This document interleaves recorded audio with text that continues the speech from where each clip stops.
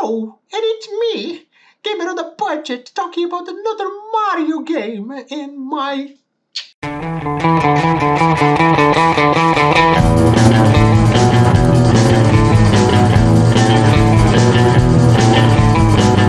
Alright, so it's been 27 years, and it was about damn time, because this game, Super Mario RPG, was one of the games that I always wanted to play when I was a child, and now it's finally here for me to review it.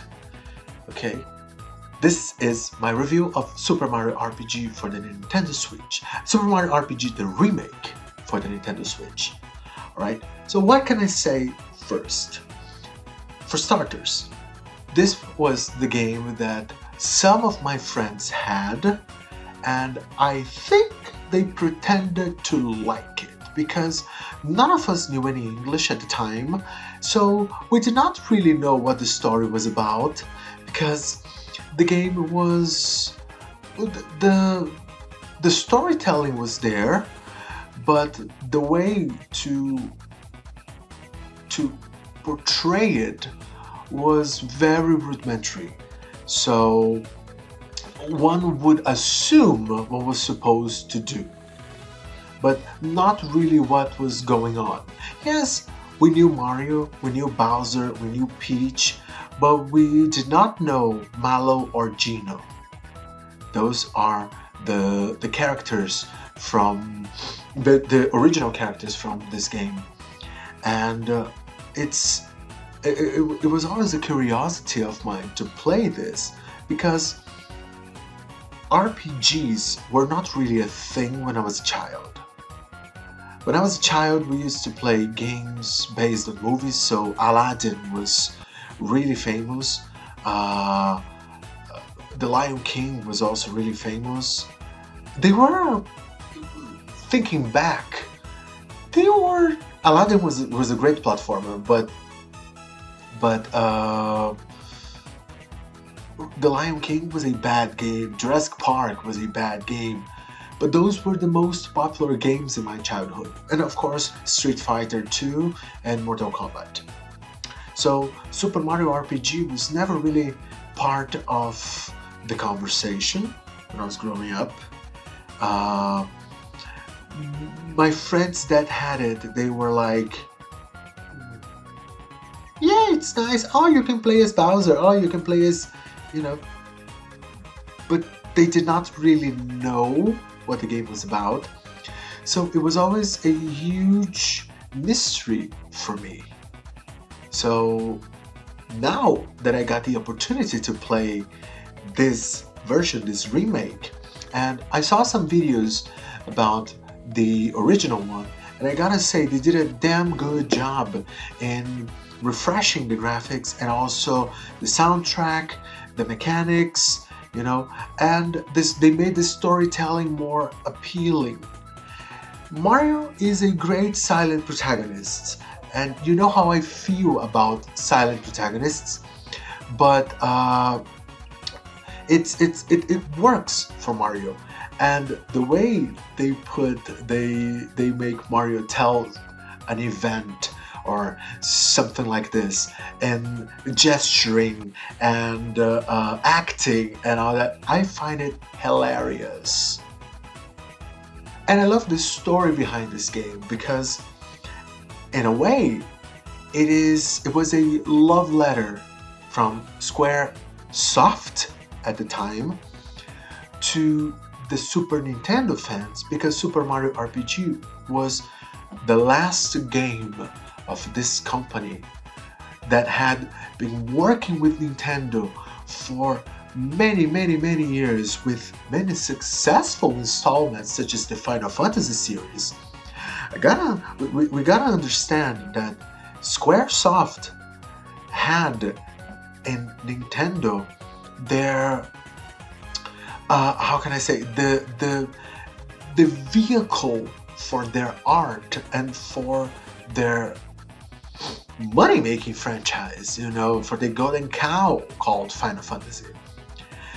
The last Final Fantasy they had released at the time was in 1994, which was Final Fantasy VI, which strangely enough in the West it was called Final Fantasy III, but no, it was the original Final Fantasy VI. And then they released some other games, which honestly they are a blur to me right now. But I do know that Super Mario RPG was their last game, their last collab, as we could say, because they did not want to remain with Nintendo due to Nintendo's persistence, and in still relying on cartridges, which were very expensive at the time, whereas PlayStation was working with CDs, which allowed much more. And we understood that in a fight between PlayStation and Nintendo 64, PlayStation won, but although Nintendo 64 still has its gems like Ocarina of Time, Majora's Mask, Banjo-Kazooie, Conker's Bad Fur Day, it lost the console war against PlayStation, which had a myriad of other games at its as exclusives, especially Final Fantasy VII, which was Square's next big project. So Super Mario RPG was a love letter to those fans, and the game feels like a love letter. I remember seeing my friend playing the original and thinking, wow, this game is really cool. And I remember renting the original when video game rental stores were common, and I remember playing it, but not really understanding what I was supposed to do, not really understanding the combat, not really understanding anything. As I said, RPGs were something that were not really that popular, at least in my group of friends.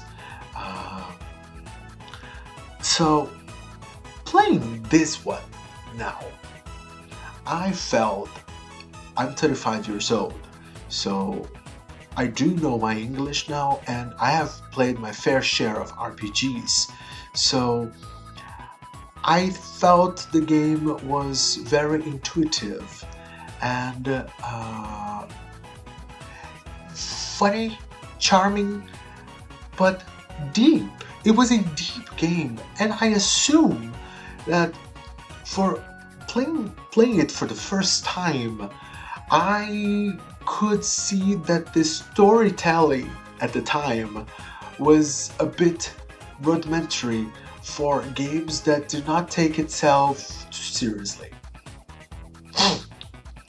What do I want to say with this?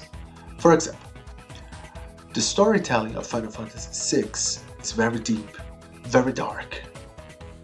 The storytelling of Final Fantasy V is kind of like this, but I am a Final Fantasy VI fan first and foremost. So it was something that you would deal with death, loss, suicide attempts, And here in Super Mario, you have a very simple premise, but it works beautifully.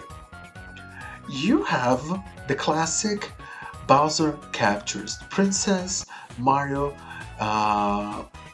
comes for the rescue, but then suddenly a new enemy appears that not really destroys, but causes troubles for Bowser's Castle, for Peach, for Mario. It's a third or fourth party, whatever you want to call it, but it's a type of enemy that is an enemy of absolutely everyone, Bowser included, and which causes a series of hilarious events and hilarious storytelling. I cackled so many times playing this game because it's so silly. I cackled as much as I cackled while I was watching the Super Mario movie, you know. And kudos to them because you can clearly see that it's an RPG that the story does not take itself too seriously, but it's charming and deep in its mechanics. Not too much for today's standards, but for the time, it was something. I assume it was something quite new and intriguing.